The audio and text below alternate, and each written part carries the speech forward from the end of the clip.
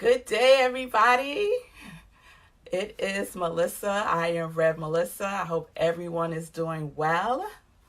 So we are continuing on our journey with spiritual practice.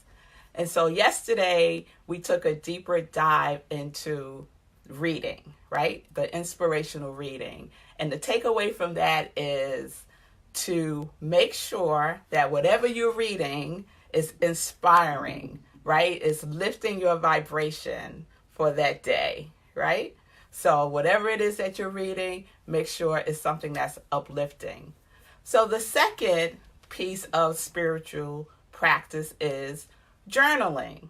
So I know when I'm doing coaching, that's like a big question. Well, what am I writing about? I don't have anything to write. So take a breath.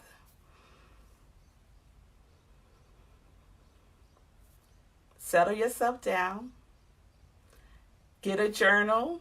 You could shop in my house for journals. I am a journal addict. I love journals. I just pick them up wherever I find them when they resonate with me. So get something. You have a journal. You can have paper. It doesn't have to be a big task. So get something to write on. And the thing about journaling is a exercise in taking yourself within yourself, right? So the spiritual practice is about grounding yourself within yourself, connecting to that indwelling spirit that is God, right? God is within us. So we're connecting with that source because God never disconnects with us. God never disconnects with us. So we sometimes disconnect with the source of all life. And so this is an opportunity for us to set our day, set the tone for our day by doing our spiritual practice. And what's our spiritual practice? Inspirational reading, journaling, and meditation. So tomorrow we're going to go deeper into meditation. Today we're going deeper into the journaling. So you have your piece of paper, you have your journal, and what are you writing about? So some recommendations that I have are The Artist's Way is a book by, I can't think of her first name, but last name is Cameron. I think Julia Cameron. And she has an exercise called Morning Pages, where you're just writing whatever's on your mind. It's kind of like a mind dump, right? So you're just dumping out whatever's on your mind onto the page. It could be, I don't know what to write. You write that, right? So that's one level of writing. Another technique in writing is to write about things that are uplifting for you, right? So you might have to get to that point. Wherever you are, wherever your entry point is fine, right? So inspirational writing could be you writing about things that you desire and want in your life, right? What are your aspirations for your life? And just write a list of those things in your journal.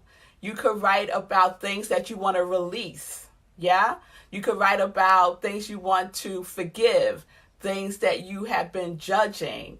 A great exercise that I used to do that came out of my grad program when I was in grad school. I had my degree in spiritual psychology. And one of the exercises that we did around forgiveness was writing in our journal judgments about ourselves and others that we needed to release and let go of. So it looked like this. I forgive myself for judging myself as less than. I forgive myself for judging myself as a procrastinator, for example. So those are some of the things that you can journal about.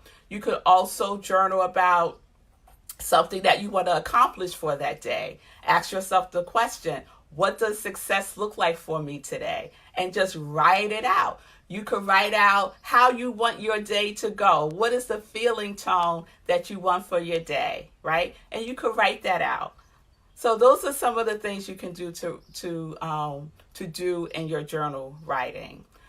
Journaling has been transformative for me in my life. It was through journaling that I tapped into my love of prayer, and my love of prayer turned into writing prayer poems. And so I wanted to share one with you as an example of the possibilities that are within you that are looking for expression. Yeah? Possibilities within you that are looking for expression. So, and that can happen through your journaling. So here we go. This is called, and I think it's perfect for where we are today, because a lot of people are in a worried and fear space. And although I wrote this in 2009, I don't know what was going on in my life at that point, but I wrote this, and it's called Don't Worry. And it starts with a quote. Worry is the vampire that drains life of its force. Worry is the vampire that drains life of its force.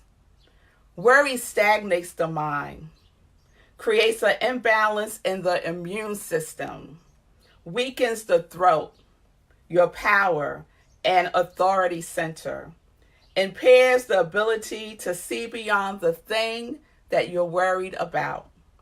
We worry about things we cannot control. We worry about the past and the future. We worry about those things we cannot do or have not done, and how they will affect what we are doing right now.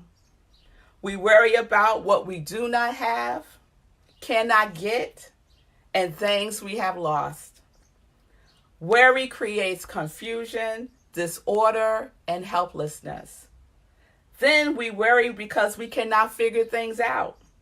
We must eliminate the tendency to worry without worrying if it will work out. Take the situation, creating the worry, briefly and concisely write it down. Place the paper on which you have written it in a window, facing the sun.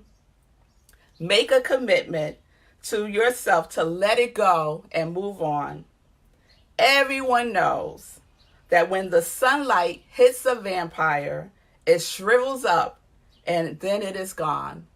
And so is your worry. Like a vampire. Write it out. Hold it to the sun and let the sun shrivel it up. Let it go. Let it go. Let it go. So your journaling is a great opportunity to let those things go. Let those things go.